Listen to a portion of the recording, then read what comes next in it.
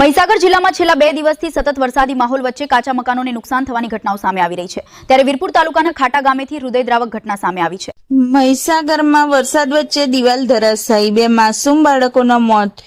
મહીસાગર જિલ્લામાં છેલ્લા 2 દિવસથી સતત વરસાદી માહોલ વચ્ચે કાચા મકાનોને નુકસાન થવાની ઘટનાઓ સામે આવી રહી છે।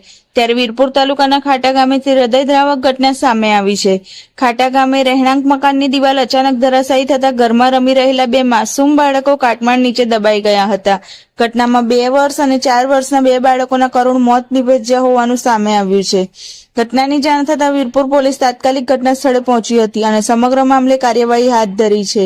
સતત વરસાદને કારણે કાચા મકાનો અને રહેણાંક વિસ્તારોમાં જોખમ વધ્યું છે, ત્યારે તંત્ર દ્વારા સાવચેતી રાખવા અપીલ કરવામાં આવી રહી છે। આ દુઃખદ ઘટનાને પગલે ખાટા ગામમાં શોકનો માહોલ છવાઈ ગયો છે। કાકા, કઈ રીતની શું ઘટના બની છે?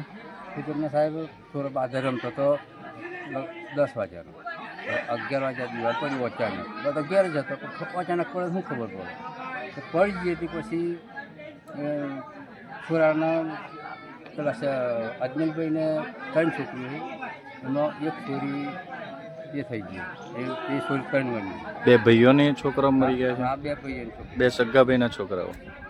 હા, 2 ભાઈ અને 2 ભાઈઓને એક છોકરો। એમાં છોકરીના બાપાનું નામ અજમેલભાઈ જેસાભાઈ અને છોકરાના બાપાનું નામ સંજયભાઈ જેસાભાઈ।